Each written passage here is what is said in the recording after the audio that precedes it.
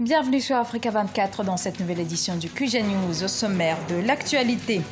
Cette rencontre était réclamée depuis plusieurs mois par l'opposition. Le chef de l'État malien s'est entretenu ce 8 septembre avec Soumaïla Cissé, le chef de l'opposition. 8 jours après la proclamation des résultats de la présidentielle gabonaise, l'opposant Jean Ping a déposé ce 8 septembre un recours devant la Cour constitutionnelle. La Cour a 15 jours pour statuer. Dans la lutte contre le terrorisme, la communauté économique des États de l'Afrique de l'Ouest annonce la mise en place prochaine de centres d'alerte précoce pour faire face aux menaces. Le président malien Ibrahim Boubacar Keïta a initié une série de rencontres avec la classe politique malienne pour évoquer la situation notamment sécuritaire du pays. Et le chef de file Soumaïla Cissé, chef de file de l'opposition, a été la première personnalité reçue jeudi au palais présidentiel. Reportage Mokhtar Bari, notre correspondant au Mali. Au Mali, l'opposition politique avait dénoncé samedi dernier au cours d'une rencontre le déficit de communication du camp gouvernemental, mais aussi le projet de modification du code électoral. C'est fort de toutes ces contestations que le chef de l'État, Ibrahim Boubacar Keïta, a reçu en audience le chef de file de l'opposition malienne, Soumaïla Cissé, ce jeudi. Une audience qui a duré 3 heures d'horloge. Ça fait très longtemps que nous avons souhaité à l'opposition un dialogue direct avec le chef de l'État sur l'ensemble des problèmes de la nation. Aujourd'hui, nous avons eu cette chance, nous avons discuté pendant très longtemps, je ne sais pas combien de temps, et nous avons passé en revue l'ensemble des préoccupations, je pense, des Maliens. Que ce soit les aspects liés à la gouvernance, nous n'avons rien occulté, nous avons même parlé des affaires. Nous avons parlé bien sûr des accords d'Alger.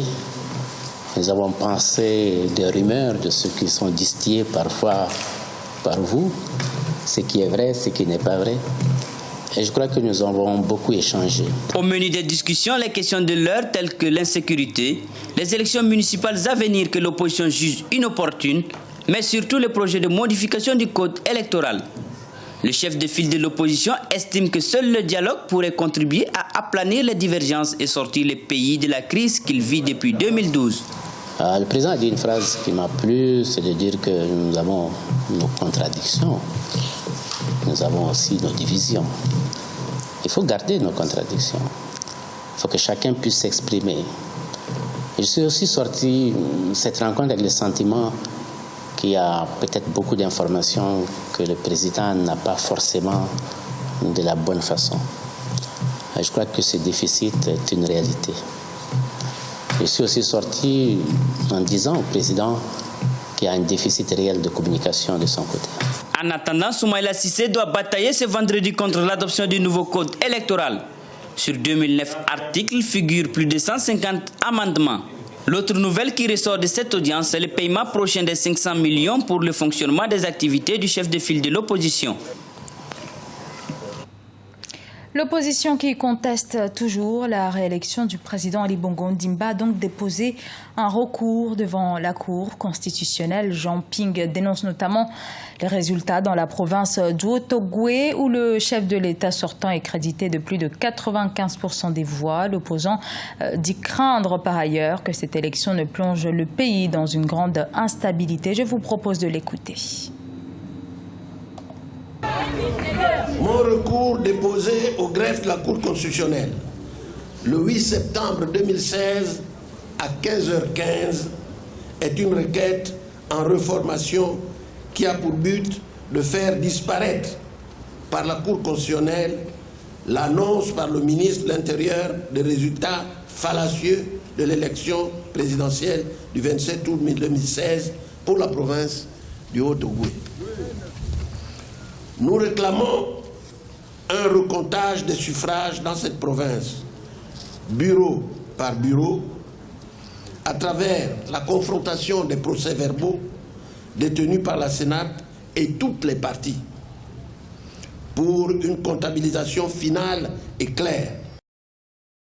Face aux menaces terroristes dont est confrontée la sous-région, la CEDEAO a décidé de mettre en place des centres d'alerte précoces dans chaque pays membre afin d'évaluer la situation. Le Premier ministre burkinabé Paul Kabatieba a reçu ce mardi le représentant permanent de la CEDEAO, Corinne Comdem.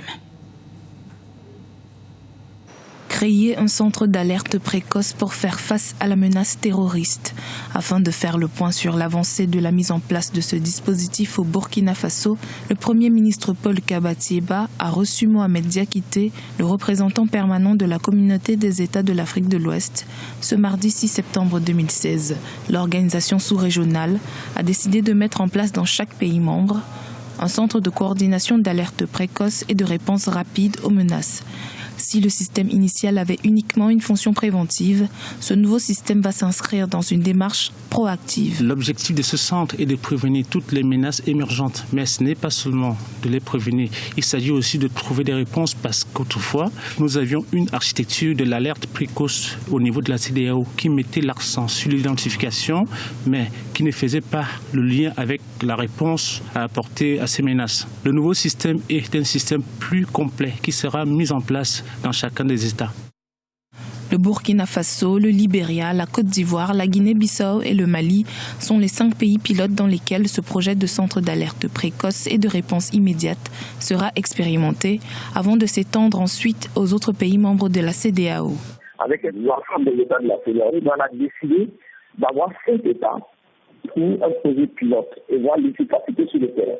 On peut noter ici que parmi ces 5 États, on a 3 États qui ont été victimes dernièrement de ces menaces terroristes-là, notamment le Burkina Faso, la Côte d'Ivoire et le Mali. Alors, c'est une initiative louable, donc on attend plus de voir ce que ça va donner sur le terrain.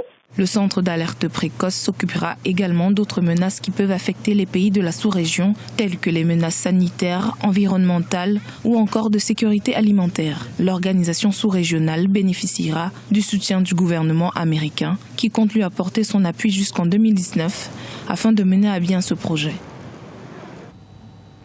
Le ministre algérien de l'énergie poursuit ce vendredi sa tournée en vue de rallier des soutiens dans l'optique du gel de la production pétrolière. Noureddine Bouterfa est à Moscou ce vendredi. Il doit s'entretenir avec son homologue russe Alexandre Novak sur la coopération bilatérale dans le domaine de l'énergie ou encore sur la situation du marché pétrolier. Olivia Héré-Debray.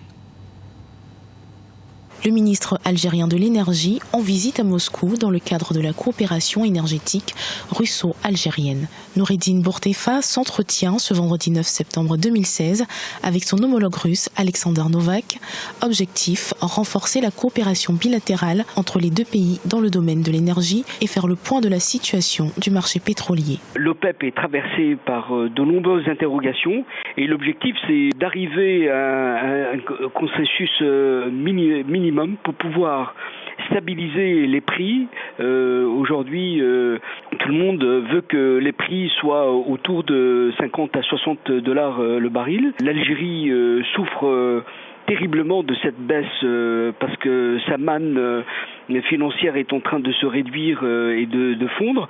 Cette baisse aussi touche d'autres pays et donc la concertation va permettre de pousser les uns et les autres à avoir un consensus autour de ce tarif, en tout cas de ce prix pour stabiliser le marché et le cours du dollar.